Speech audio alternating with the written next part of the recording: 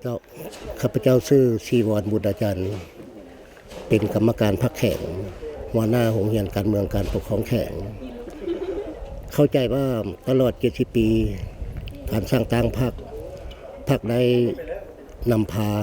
การปฏิบัติลาวเว้าโดยรวมเว้าเฉพาะและแม่นเกี่ยวกับการตามภาระบทบาทของโรงเรียนการเมืองการปกครองแข่งอย่างมีความรับผิดชอบสูงที่สุด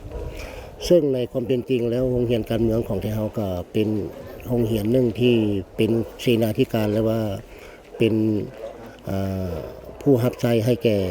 การนำโดยเฉพาะเป็นองค์คณะพรรคแข่งนะโดยปฏิบัติตามภาระบทบาทของไทยเฮา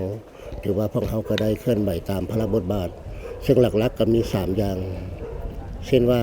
อันที่1เลยแม่นเกี่ยวกับการค้นคว้าทฤษฎีและพฤติกรรมเพื่อรับใช้การเรียนการสอนอัน2มาก็แม่นเบาเรื่องเพื่อสนองข้อมูลข่าวสารให้แก่คณะพรรคคันเทิงในการเอาไปเป็นข้อมูลในการสร้างแผนในการพัฒนาเศรษฐกิจสังคมและจุดนึงอีกตามพระบทบาทของเขาก็เว้าเรื่องจัดตั้งการเรียนการสอนพนักงานในตำแหน่งต่างๆตามเงื่อนไขมาตรฐานในแต่ละระยะมาฮอดปัจจุบันนี้ไทยเฮาสามารถสร้างพนักงานออกได้แล้วเช่นว่าขั้นต้นนี้ละแม่น15ชุดเนาะได้800กว่าสหายในนั้นยิงละแม่น300กว่าสหายสั้นกลางหรือว่าขั้นกลางนี้ได้25ชุด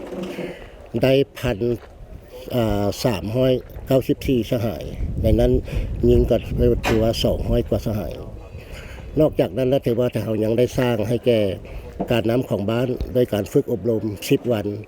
ได้แล้ว9ชุดเนาะจำนวนนี้แม่น200ปลายกว่าสหายและบรรดาพนักงานดังกล่าวนี้ก็ถือว่าสามารถประกอบส่วนในการเคลื่อนไหวหน้าที่ของตนในนั้นอาจจะเป็นกรรมการพรรคแข่งเป็นกรรมการพรรคเมืองแล้วก็เป็นนายบ้านที่เป็นหัวจักรลักแรงได้หลายพอสมควรต่อไปถือว่าพวกเขาก็ยังมีภาระบทบาทและก็สืบต่อการเป็นเสนาธิการที่ดีให้แก่แข่งโดยเฉพาะแม่นสืบต่อสร้างเกี่ยวกับเรื่องบรรดาคะแนนการโดยเฉพาะครูอาจารย์ของพวกเขาให้มีความรู้ความสามารถเพื่อรับใช้หน้าที่การเมืองนี้โดยเฉพาะแม่นในการสร้างและก็บำรุงบุคลากรทางด้านทฤษฎีและพฤติกรรมถือว่าในปี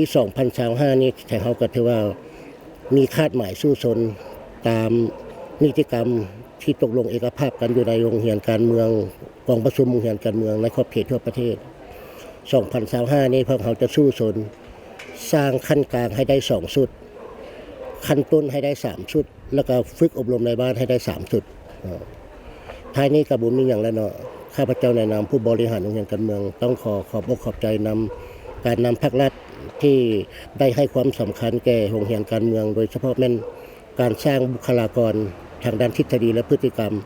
เพื่อเป็นบุคลากรเพื่อรับใช้หรือว่าประกอบส่วนในบรรดาแขนงการต่างๆของรัฐเพื่อขับเคลื่อนนโยบายก็คือทิศที่นำของพรรคไปให้มีผลสำเร็จอย่างจงงามนะ